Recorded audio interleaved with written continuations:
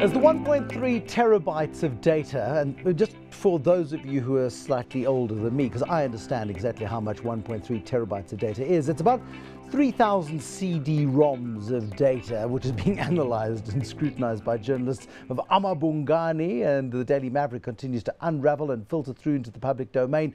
We ask how the country and the ANC can begin to clean up the network of patronage, cut off the tentacles of state capture. This is the Moneymakers. I'm Bruce Whitfield. Tonight I'm joined by Lumkile Mondi, who's a senior economic sciences lecturer at Wits, to talk about and to discuss the current woes and reflect on the recession, because we are very firmly in recession. Again, there are lots of things to talk about. Let's do state capture and let's get that particular problem out of the way. I'm absolutely loving all of the emails that are coming out, because they're confirming what we knew and giving us better evidence of what we knew was happening and giving us the tools with which to fight part of the problem, Lumkile.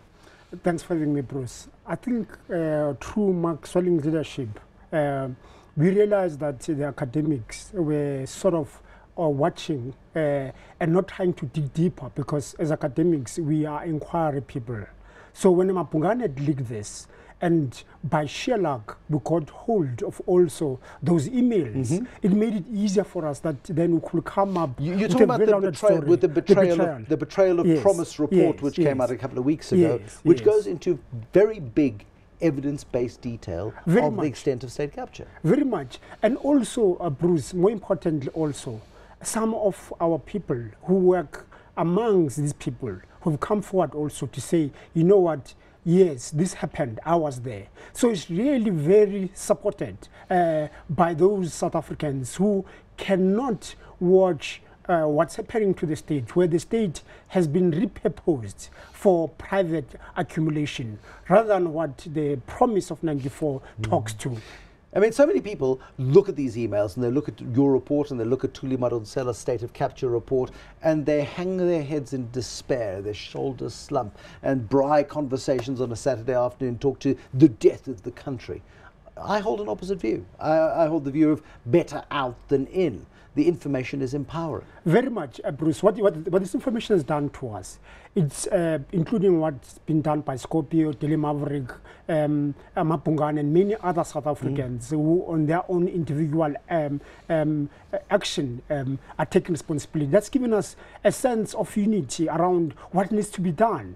So what needs to be done is that let's allow these processes to take place. We're hoping that it will put pressure on various actors, particularly the ANC, who at the moment have got more power because they've got 60% of the voter electorate. Therefore, they're the ones that can really have influence to ensure that we restore back the state that has been repurposed. However, given that this process within the ANC is taking longer, given the fractions embedded in the ANC, we're hoping that we're not far away from elections, and it is that point whereby South Africans can then show the might of their anger and disappointment of the ANC and its betrayal of the promise. They did that in August last year at the local government elections. People who couldn't vote for an opposition party stayed away, which reduced the ANC's ability to exercise a decent majority. The ANC's on, I don't want to say a knife edge, but it's in a risky position going towards 2019 unless it self-corrects. And a lot of people are saying it's too late for that. It's too late for that, Bruce. I think what we're calling for is a moral leadership that will talk to the values of our constitution. I think anyone today in South Africa who undermines the efforts of millions of South Africans before 1994, some of whom paid a huge price and through their blood by laying their lives, that promise must never be betrayed. So in that sense, I'm hoping that leadership that's got moral values, that believes in the promise of 1994, can stand up to be counted, so that post-2019, we have a new leadership which can restore, and most of us go and support government to rebuild these institutions so that we can be able to deal decisively with poverty, unemployment, and inequality. I mean, it's very easy to make a couple of assumptions when one looks at your report, at the Betrayal of the Promise, and to look at Thuli Madonsela's report and say that this notion of state capture is isolated to a single family which has got its tentacles in very deep into government and into people whose morals they have been able to compromise over the last 10 years or so. There's also the other side of me that says, well, if that is the biggest part of the problem. It's a fairly simple problem to solve. Bruce, it is deeper. I mean, listening to Reverend Mpumlwana and the South African Council of Churches, listening to them, they're very clear, through the volunteers of South Africans who've come forward, that we are now very different. This is deep. Therefore, when it's deep, it's going to take us a long time to clean it up. Because also, Bruce, must remember that who is being shortened here? The very South Africans are marginalized. Yeah. So, therefore, we need really to go at the lowest level of our institutions, at local level, at provincial level, to clean up this mess. And South Africans, as you know, against adversity, we've always stood up and risen and defeated it. And I think this can be defeated too. And it requires all of us to really make that effort, to read those that are repurposing the state. You spoke earlier about values-based leadership, about moral leadership. It's interesting, Gwede Mantashe, speaking to foreign correspondents this week, has been talking about the fact that it's not really, the time isn't right for the removal of the president. You can't remove a sitting president. And Thabo Mbeki, when he was removed, was no longer president of the ANC, so therefore he could be removed. This is Gwede Mantashe at his very, very best. But it's interesting that even he's talking about the prospect of, depending on who wins the leadership race, of course, in December 2017, of a 2018 with a completely different set of political leadership in South Africa. Well, in fact, Bruce, most of us are not so sure that the ANC can pull it out because the division is so deep.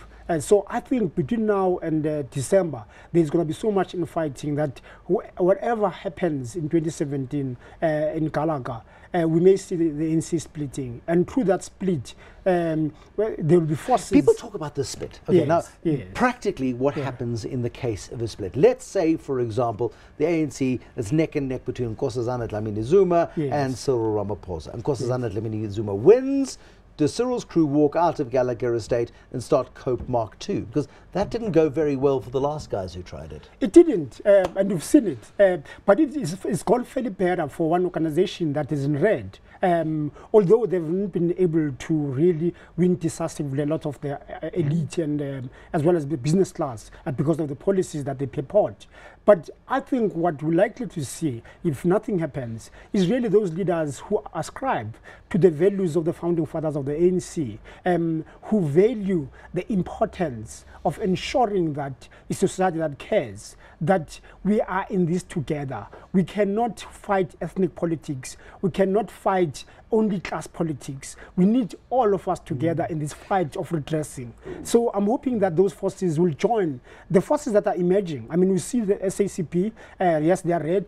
We see them calling for those moral values, and together with the churches, to start with business. So there is a coalition that's emerging. How far that coalition will go remains to be seen. Is it Save South Africa campaign as a basis? Is it a little bit like the UDF of the 1980s? Very, very effective as an opposition movement made up of disparate interests coming together under a single banner, the UDF banner, as a resistance movement. This has got to be more serious and more formalized into the structure of a political party. Very much so. We need that. We need the churches, we need the youth, etc. Remember that the formation of a new institution, Bruce, requires, I think, in the next 5 years, if we move to the election, the problem might be need for a transitional government. Because I think, given what's going on at the moment, assuming my scenario around the split doesn't happen, that the ANC still wins, even with this scenario, therefore, what's required is those forces, Save SA, the churches, youth, and other formation, including us academia, coalescing into a new formation, which will be backed by the existing political parties, but they'll be behind that coalition, whose purpose is to bring back the values of 1994 and ensure that we build an inclusive economy that can redress and grow in the process of redressing. Let's assume Cyril Ramaphosa manages to prevail in December, and I mean everybody I talk to kind of puts that as the second prior, is the second most likely outcome. It may be the best option that thinking South Africans put forward, but many say there's just the Zuma faction is too strong. He's desperate for Nkosazana to win. The split is still very much in his favour. But should Cyril win, ANC, does it split in a different way, or does it stay fractured and united but fractured? It's never going to be united. I think, you know, Bruce, when there's a common enemy, which is apartheid, it's very easy to coalesce various different interests. Now, the issue, I mean, for most South Africans about constitutionalism, we need a party that can implement our constitution, ensuring that the Bill of Rights, the equality clause, the rule of law prevails in this country. We have common enemies. We've got the common enemy of poverty. Very much. We've got a common enemy of unemployment. Yes. We've got the common enemy of a recession. Yes. I mean, that's a pretty good, strong base to all be on the same side of. But the Zuma government has also shown us very well that, you know what, you can accumulate for yourselves and use those as a basis of legitimizing your corruption. So even within those, as long as there's no moral values, there's no ethical leadership, if Cyril takes over, he's still going to be leading the very same forces that have done this damage since 2007. And he's not going to win at the elective conference in 2017 unless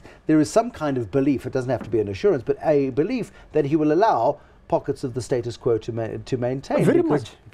If you're the premier, if you're the part of the Premier League of premiers, you don't want this party to end. It's far too good. No, it's far too good. Remember, with power, I mean, Zuma is used very well for self-accumulation. But so with power, I think most of the ANC know that with power it can do so much. However, you're eroding the values of society. We see the pathologies of a society that doesn't care, where we've got people being kidnapped, being banned, being robbed. So these are the pathologies these are consequences of a leadership that's not moralistic. So if you've got a leadership that believes in the rule of law, believes in our constitution, we've got the police services that protects the constitution, not individuals, but the constitution, and pursues those that are corrupt and seem to be undermining the rule of law. That's what we want. And I think those that believe in those are slowly coalescing, and I'm hoping, Bruce, next year we'll have a coalition, a very strong coalition that can take the ANC in whatever remnants it remains. I feel like I have a dream speech coming on, I really do. Because it feels like that. I mean, it is interesting how so many people are really downbeat about the prospects for the country right now. And I was chatting to a senior executive in a large company the other day, and he says, are we fools to be optimists? And I said, no, I think the more we sit with more bad news, the better the outcome becomes, because better out than in. It's an old phrase, but it's certainly one that applies here. Lumkile Mondi, who's a senior economic sciences lecturer at Wits and also one of the authors of that fabulous Betrayal of the Promise, How South Africa is Being Stolen report, further adding light to dark days indeed as we head towards December 2017 and an inevitable election that must happen for leadership of the ANC and the consequences of that of course will follow. Thank you for watching the Moneymakers. Till next time, bye-bye.